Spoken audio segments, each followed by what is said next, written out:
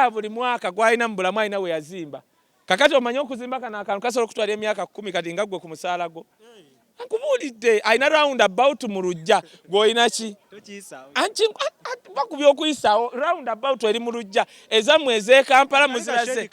Sooka olinde round about z'e Kampala teziriko na bimuli. King Saha wuuno yakola round about kuliko amadaala kuliko n'amayinja oba biri biki kuliko n'emiti. King Saha round about eno etwala budget ya Uganda. Kaka tuddewa ekyo ekisenga omwana kyali mu kiringa ekereziya omulaba yenna anyumiddemu. Miracle Center yo church yonna eri wano. Church ya Bugembe yonna yiyo eri wano. Otegedde Namirembe yiri waggulu. Emyaka 3 mwangu kati ono omwana muwe emyaka emirala 10. Wano wagenda kubanga tulambula obulambuzi. Wa superstar yono Michael Jackson awulira n'erinnya King Saha. Oli king of pop, this is king of Ugandan music. Olina gw'oleeta. King Saha n'omujja muto n'atandika okuyimba. Abalanga bakookolima. Behind me Enyumba eyogerwako Bannayuganda bonna abagirabyeko nga buli omu yeebuuza nti ku myaka gya King Saha emyaka 31 then ne ku music gwayimbye ne period gyamaze mu music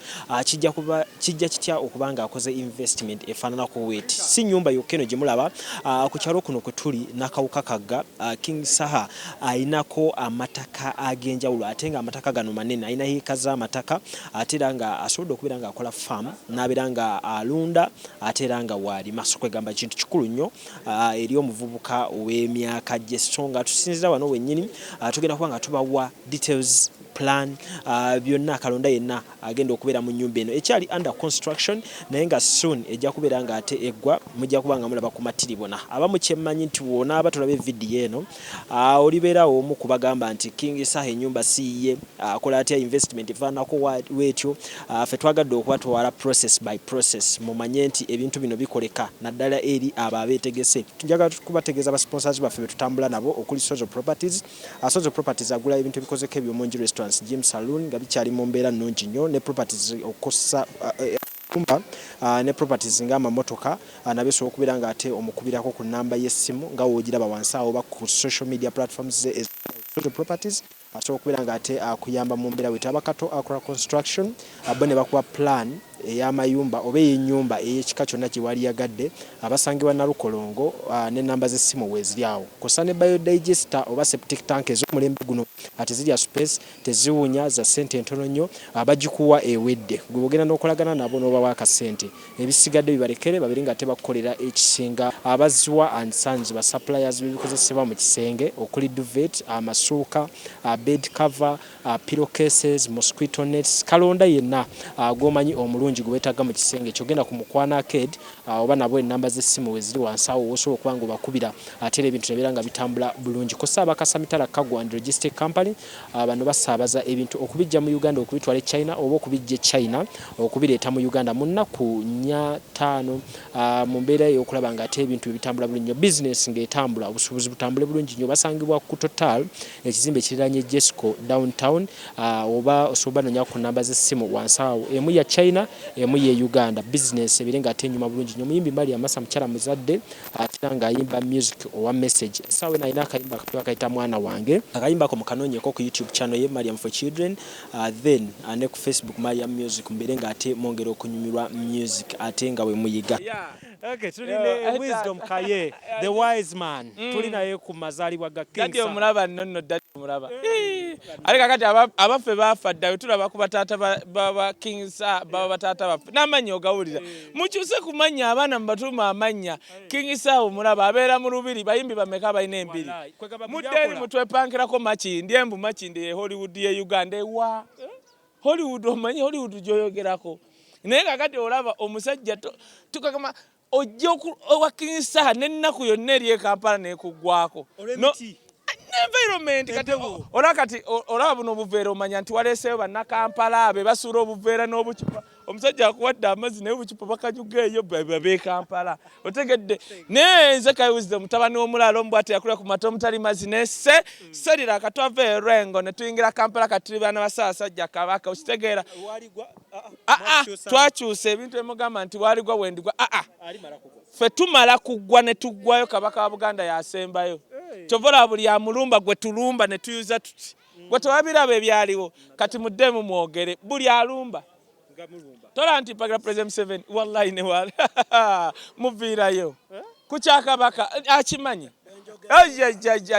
nkubulidde naye kati sofa tuli wano birthday ya Kabaka okimanyi ye muyimbi gwe mmanyi eke Uganda akuba oluyimba lumu n'oleeta 15 simanyi otegedde sigambye nze ye muyimbi ekali e Uganda akuba oluyimba lumu n'atwala omwaka mulamba n'akola ne launch nga naye waliwo yeepika buli wiki aleeta aleeta olu katukyayimba ate nekyewuunyisa bali bemuwana baleeta enyimba buli wiki bali ku budget ya State House nkubulidde amazima no ensi ekimanyi ne King Saha aleeta oluyimba lumu sala pressure n'okuba olwo n'otwala omwana akutwala mu feeling n'okuba olwo n'ofiirwa bwoti n'ogamba obulamu busale pressure kagawa olukuba mu buli style oyo n'ogendako ne muzina ennyonyi zibbombardia zammwe nga lwokuba ng'oli akyali kuwaya nkozi ngambye eki ekyo haleluya kakati King Saha mbabuulidde Katonda atuyamba kyembagamba ne mugamba nti no babbi mu Uganda waliyo abantu lwakubanga oba obwongo bwagenda wa myaka 3 omanyi nti King Saha musinga obukulu musinga emyaka 2 otegedde kakati emyaka 3 bangalu yiyo kati wembalaka ezaye nga mugaba wisdom wabbye no Katonda akuwa omukisa ng'okyali wisdom okoze anti kakati kyenkugamba nti kakati talent kati King Saha ku myaka 31 kati waweze ejja Bobby 38 ate gye emyaka gya Bobby gya mukisa otegeera era ndowooza olaba waagiramuko bw'ati n'agamba banaye kiri emagere otegedde genderera abayimbi abo batambulira ku lugendo olwo lw'enkyukakyuka ogenda olabe obulamu bwabwe bwasooka kukyuka kati King Saha ne wagamba akaluluko kakanyuga eno okakanyuga eyo kubanga era oba okiraba mbulya birthday y'omuyimbi gye musobola okukeera ne mujja ekiro kiramba nga munywa mulya musuzeewo ewa ate abamu batutwala ewaabwe gojja anti nkugamba bayimbi babaleete bawera na 3-5 kozi babandi shiba be basobola okwesimba King Saha ate babandi babale papa misaki Jeffrey Rutaye omulalani ono omulala weyanywa yagane bamumaliriza ennyumba ye aliwo omulala kati nedda nti kyenkugamba waliwo abayimbi lwakubanga mmwe journalism wammwe tetumanyi kupushing waliwo kye bayita puff that guy nti omuyimbi mu America osanga omuyimbi nga waliwo kye bayita bakita keeping up appearance nali mu summit e Rwanda Eko n'ayogera ekintu yagamba mu Africa mina talent naye temumanyi ngeri ya ku brandinga mu bantu bammwe n'agamba mulaba abayimbi abo mu America asobola okukola video ng'emabeka olaba Bentley olaba Porsche cars ne bw'amala okukola video eyo n'asindika message ya Uber nga yemutwala Eko n'agamba wabula wojja mu Africa nadamu Nigeria olaba Wizkid ng'akola video ng'emabeka amazima gennyini eziri emmotoka zize nenga temumanyi ngeri ya bapushingamu kati King Saha omulaba kyova olabanza buli muyimbi yenna afukamira ng'agaba simanya t-shirt eziringa toilet paper ankola bubi lwa nsonga buli wafukamira buno obusajja abana abantu batufuga balowooza ne bano ba King Saha bali awo bafukamira kyovola kati bajooga abayimbi buli agende eggulu osiiba weesuza mu loogi n'olya oba ovaayo ne bakusimba emitwalo ga 3 wofuna stress kyovola Wizo yatukuba nagamba gundi nenga Wizo agenda tukuba ffenna tumalewo tosobola kuddya superstar nga Wizo n'abeera ggulu weeks 3 n'omuwa miliyoni emu ajja tukuba ffenna tumalewo otegedde naye King Saha kati labayo King Saha buli mwaka gwalina mu bulamu alina we yazimba kakati omanyi okuzimba kana akantu kasobola okutwala emyaka 10 kati nga ggwe ku musaala gwo nkubulidde alina round about mu lujja gw'olina ki bakubye okuyisaawo round about eri mu lujja ezammwe ez'e Kampala muzirase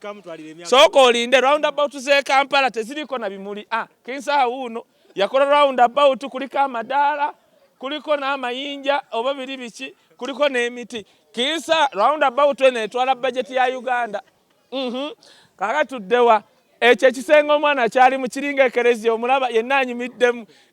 Miracle Center yo church yonna eri wano church ya Bugembe yonna yiyo eri wano otegedde n'emirembe yiri waggulu emyaka 3 mwangu kati ono omwana muwe emyaka emirala 10 wano wagenda kuba nga tulambulawo bulambuzi we wa superstar yono Michael Jackson awulira n'erinnya King Saha oli king of pop this is king of Ugandan music olina gw'oleeta King Saha n'omujja muto n'atandika okuyimba abalala nga bakookolima gwe njagala olabe show maliriza ngamba abayimbi bwe mulabanga ku bayimbi bano woba olaba tomutuuka kola ebintu bibiri gendako mu church osabe Katonda oba mu muzikiti byonna ebigaana ng'okyakookolima gendako ku bijja byewamwe otherwise King Saha kyatuleega bye. Enyumba enkubye wala bayimbi bangi bagoinga frustrated because bayonono obudde obwo bwe badde ba investinga badda kuvuga motoka ga beeyi badda kugenda mu bifo by'ebbeeyi they are living luxurious lives ne basangibwa mbu ebintu bye badde bakola mu myaka 10 emabega ate tebabikola kati balaba bana abato ate nga bajja babikola ne bafuna obujja. So nze wentura Saha engeri gyazimbyemu ennyumba eno mbu it's one of the best. Mbwene ennyumba emuteeka ku mutendera go abayimbi b'ensi yonna kubanga wano osobola okuleetawo ne Wizkid n'agamba ennyumba nga nnungi. So it's a plus mu industry. Mbu wobeera ne asset kyamaanyi nnyo kubanga ezino emmotoka tuzifuka ne zifa ne zikona naye woteekawo ennyumba eba project of a lifetime. So kyankubye wala oba kyankuba wala bazimbye Marshall Wade. So I give him a credit, a +1 to his career. Era mwagaza buwanguzi, mwagaza more years to come because bwakoledde bino ekitegeeza ayinza n'okuzimba ku nnyanja. Yeah? So mwagaza buwanguzi, mwagaza bulamu bujja because more is to come. You never know. Ayinza okuba agenda nakusinga ne bali ba international kuba gwe twasigaza. This is radio. A picture jatade mbu bano abantu abajja obujizi abatandika obutandisi bamulabanga is a father to them. He has that father figure. Mbu abanga abantu bagamba mba akozesa bino nenga aina project jataddewo ze ndabanga basobya era bana abaana betu grooming tubawa example tugamba bannayi mukolenga Saha mukole nnyo nga Saha. So addize a stone to the industry. Mba omwana ajja kulaba getting inspired osegera naye wewa watandika okosa that small time that little time jaina mu industry akolemu ebinene ebisingako wano. Are you interested in upgrading your sleeping and bathing experience? Then Ziwa & Sons is the right spot for you. We sell blankets, bed sheets, duvet covers, bed covers, mattress protectors, mosquito nets, wardrobe, all closets, towels, bathrobes, pillows, traveling pillows, cushions, shoe rack, dyeing rack, and ironing boards. Buy all your favorite products online with comfort from your office and workplace, home, hostel, or go from our website www.ziwaansons.com and have it delivered to your doorstep. Call us on 0705 364 749. Ziwa & Sons, where comfort and luxury is a pleasure. Basebo ne banyabo embeera weetuuse weetaaga security system gye weesiga ne sola ey'omulembe. Axolan Security Systems bakuwa buli kye weetaaga ekya sola. Bakola solar power installation, solar water heaters, solar street lights wamu ne solar security lights. Balina CCTV cameras, electric wire fence, automatic gates, access control, alarm systems, intercoms, byonna bye weetaaga ku sola ne security. Bali Kasubi Kawala Road. Essimu noti 7 noti emu 43 563 oba noti 789 249 va mu kuwaza kamera tezaali kata amasanyalaze gavaako. Funa amasanyalaze aga sola agago ate era ne security system eyakabi ewuwa waka ne wookolera. Solar and Security Systems bebuka.